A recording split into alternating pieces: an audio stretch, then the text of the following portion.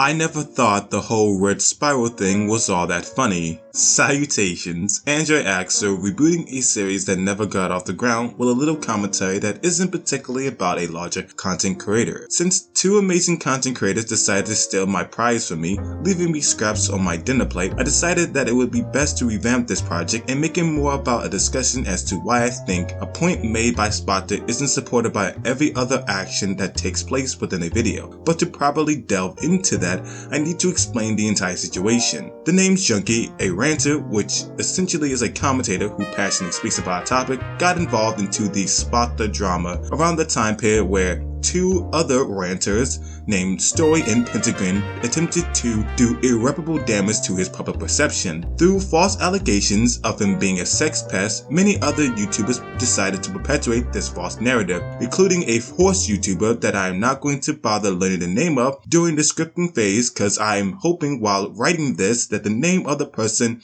will come back. It's Rand! Made a YouTube video about Spoctor calling him out, with the response of the video made by Hedon, the greatest commentator, only second to Ponder, guessing that would make her not the greatest YouTuber, but who's paying attention to the words that I'm using. Hedon then proceeded to ether her and make her Elmer's glue. It only then proceeded to make another video to all the fuckery going on around that time period, and was provided DMs by the Flaming Hot Cheetos lizard, giving her permission to use those DMs that he would later rescind, resulting in Hedon being thrown under the bus, and Gwiz going on an Alex Jones rant. Apparently this entails a casual conversation sample from a sportscaster, I believe? Anyways, what's the difference between these two? Well, the other person's name and the icon of the other profile are missing. They aren't even marked over, they're just gone. What if this entire DM was staged? Think about it. The writing styles and readability are almost the exact same from Heaton and the unknown person, and think about how it's framed in the video. The DM happens and then shockingly the video gets removed when Heaton looks away. It's the perfect setup to claim cowardice on Fran's behalf. It gets even worse. But that is a lot of supposition that I could easily be wrong about. That's what I would have said if I was a basic bitch. Because frankly, I think that Junkie's PMs with Fran were supposed to make it into a video. Oh sure, you say you have Junkie's permission to show these here, but I don't believe you. At all. You know why? Because there's literally no reason for Junkie in his right mind to be on board with this. The first time I ever heard of the guy was him getting involved with bullshit drama from other ranters left and right. Not to mention Junkie was there being really goddamn considerate to Fran initially. You mean to tell me that he pulled an R Nice Guys 180 and allowed you to just link PMs in a public video? That he'd intentionally get involved with this spicy drama after he extended an olive branch to Fran? Bullshit.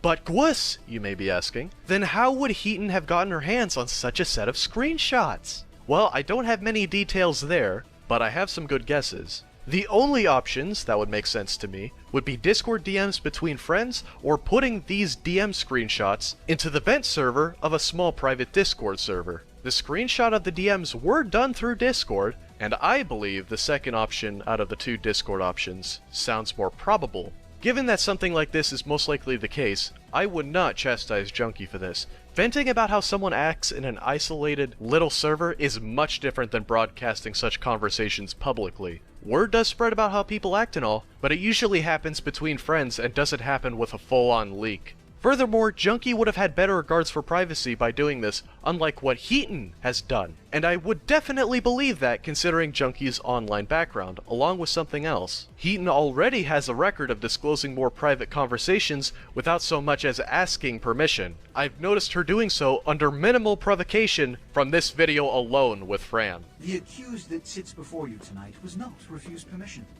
Indeed, my permission was never sought at all. But wait a minute, you may also be asking. Then how do you explain this comment here where Junkie seemed oddly complacent with the leaking? That's a good question, which I have two important answers for. First off, let's be honest. A lot of people got way too hyped up and allowed things in this video to slide. Who's to say Junkie didn't go with the flow here? But even then, I don't find that too likely compared to the second explanation. The more likely option of why he seemed complacent is that Junkie didn't want to get onto Heaton's case to avoid further drama in this already dodgy situation. I mean, didn't Spoctor initially plead guilty to his accusations when he mitigated damage to his innocent reputation because he was in no position to speak out until later? Given Junkie's online background, a similar outcome makes sense. So that's how it went down, right, Heaton? Gotta love the fact that he says he doesn't want to get too conspiratorial, then makes another claim later on in the video that requires far more guesswork to even substantiate, leading Heaton to finally make a video about the entire thing. Junkie goes missing in action, but we have a new challenger to come to the plate. Spoctor decides to go over the entire drama with a lot of other ranters of the subject matter of his older community. I imagine someone with his level of intimate knowledge and insight would be a valuable resource. He decides to spend the majority of the video basically saying he's better than these people. Cool. There were people who he expressed reservations about, and then we get to the people who had reservations about his video, who decided to have a Discord call with him. Aaron Tempest and Yumi7Y2K. Where I'm coming in at is the discussion where he claims that his usage of a phrase was, well, white lies, and how he misused this word and didn't think it was the way he intended. You see, because it felt... if I could. In Go this ahead. case, just jumping back to the white lies part, in this case, Junkie's intent is kind of really clear on that front. His intent was he thought that he would receive heat. Yeah, he was throwing Heaton under the bus, and that's something I did state in the video. And I would also like to reaffirm just definition-wise, it wouldn't be considered a white lie because there was that intent behind it. Because hang on, now you're making me look up the definition. Hang on. Okay.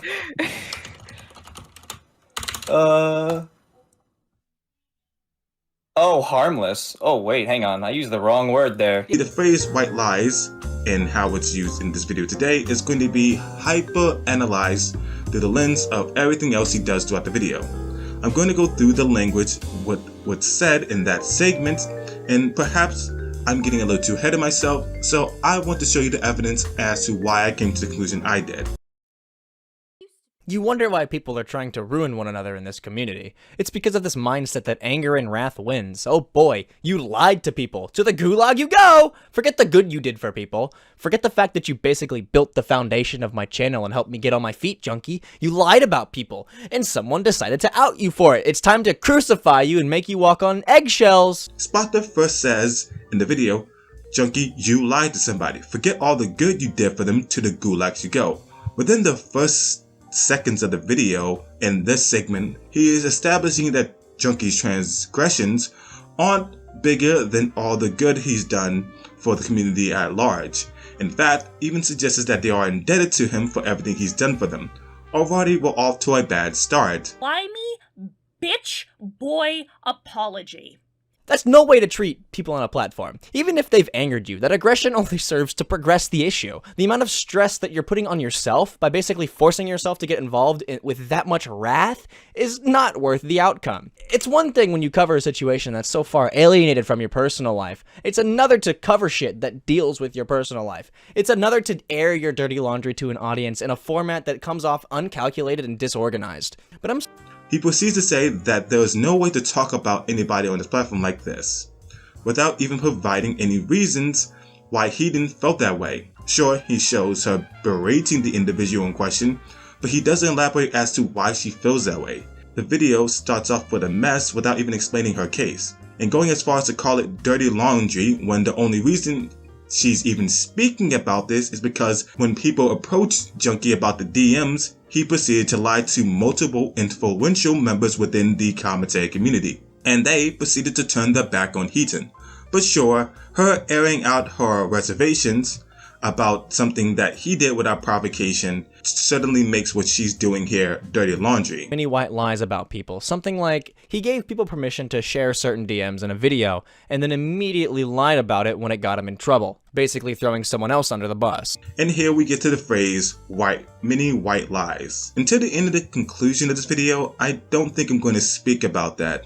But then he goes on to say, Had no idea I would use his screenshots. This low-life cherry gecko had thrown me under the axle at the slightest sign of danger. Oh man, someone showed you saying something in a private setting? God forbid, damn.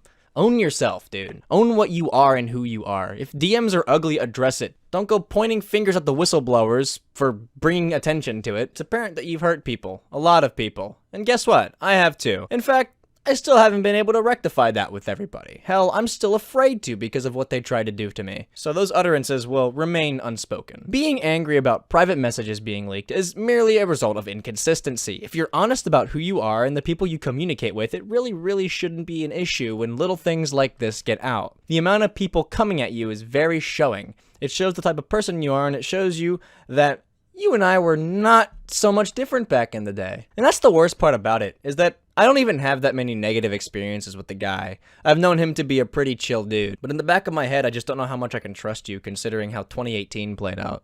Own up to who you are. And the part of this video where he essentially gives Junkie some constructive criticism. Okay, understanding everything, I think we can finally delve into this properly.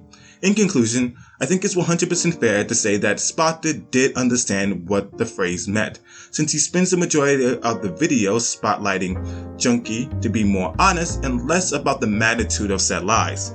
Side note, I also think it would be right to say that Spoctor had no right to tell Hedon why she should be upset, especially not even going into the magnitude of what had occurred. And I don't think anyone would told Spoctor that he shouldn't have been upset when he dealt with the whole sexual assault allegations. I mean, being called a sex pest is pretty bad, but still, most people would have told him that he had every right to vent his frustrations. No one would have felt as though it was their place to tell him otherwise, especially taking into account the perception that would have been known about him.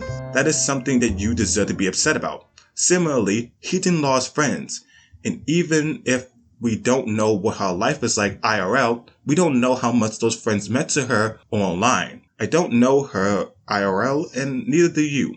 Dismissing how much it meant to her to lose those connections is saddening, especially with the range of impact your videos have.